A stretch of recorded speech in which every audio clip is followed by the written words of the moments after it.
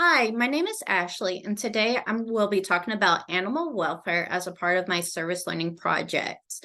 I just want to let you guys know before I start these slides, all the pictures of the animals are animals I've worked with during my time at the shelter, so I hope you enjoy. So this here is a picture of Pansy. Pansy is one of our new dogs at the shelter, and she's a really sweet dog. When I walked up to her kennel, she just warms up immediately, and it's just a really sweet dog. Unfortunately, with Pansy, whenever I take her out of her kennel, all the dogs start barking, and once that happens, she just completely shuts down. Fortunately, now Pansy is in a foster home, so she's been adjusting really well to actually being in a home and with a family. But like Pansy, unfortunately, there's a lot of animals in there that are really struggling to get adopted out. And especially since COVID started, we've really seen an increase in the number of animals that we take into the shelter. And the three things that are impacting that the most is the rising costs with inflation. A lot of people are struggling to financially support having an animal in their household. Additionally, there is the housing shortage. So a lot of people, when they are moving, they are no longer able to take their animal into their new household. So we see a lot of surrenders coming in that way, or people are also having a hard time finding a bigger space with like a yard and a fenced in area that allows them to have an animal. Additionally, during COVID, especially at the beginning of the pandemic, a lot of organizations closed during that time, including veterinary care. So what that means is we see an increase in the number of animals that are coming in because they weren't able to spay or neuter their animal during that time. Here is the organization I volunteered with, Belleville Area Humane Society. Up there at the top is their mission statement, if you care to read over that. But essentially, what they do is they work with animals to get them adopted into their forever home. They provide education, and they additionally do a lot of outreach programs. The BAHS was founded in 1959, and when they first started, they would use bake sales and garage sales to support those animals and would use those funds to run their operations. Additionally, during that time, all the people with the shelter would keep the animals in their home. So it was very small, humble beginnings. Luckily, in this past year, they celebrated 75 years of being operational, and you can just see the tremendous amount of growth they've had during that time. While I was at the shelter, one of the big things for the shelter is really being able to work with their dogs.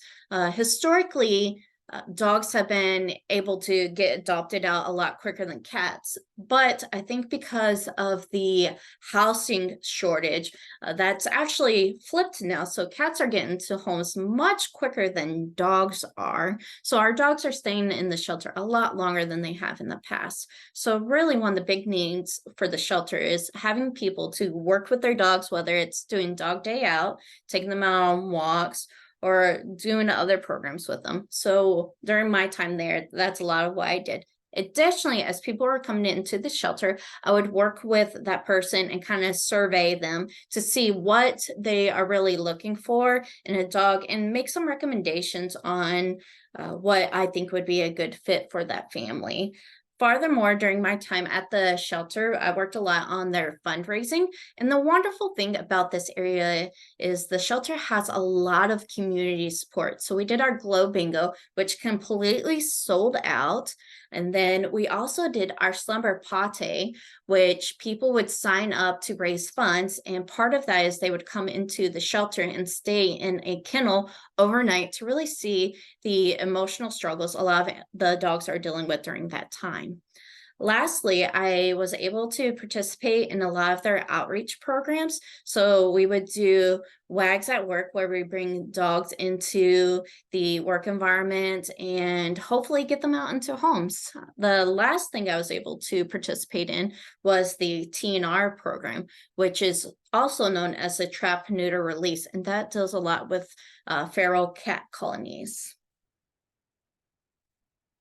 So in this picture, these are all pictures from my time at BAHS. So up towards the top left is a picture of our TNR program. And in the center there, you can see the bus that's providing those procedures during that process.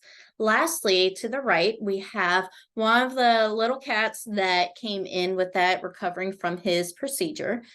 On the bottom left is one of our events that we did, WAGs at Work, where we took a litter of puppies out to a local high school, and the seniors were able to play with those puppies as celebrating their completion of finals. And I don't think there's anything better than playing with some puppies after a stressful event. On the bottom there, you see this 3-day-old kitten that came to us. She came without her mom and without any other kittens, so it was just her, and one of our workers at the shelter had to bottle feed her, and she is just doing so well. She's just thriving now. And lastly, at the bottom there, you see Miss Rosie helping out with Bark Fest for the silent auction that they had there.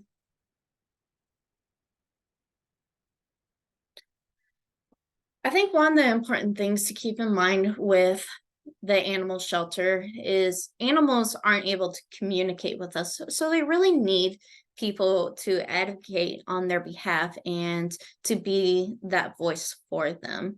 During my time there, some of the things I worked towards was improving the living conditions for the animals there, whether it be taking care of their physical needs or their emotional needs. Next, through our outreach events, we were able to raise awareness about animal welfare and letting people know about the big thing is doing the spay and neuter for animals.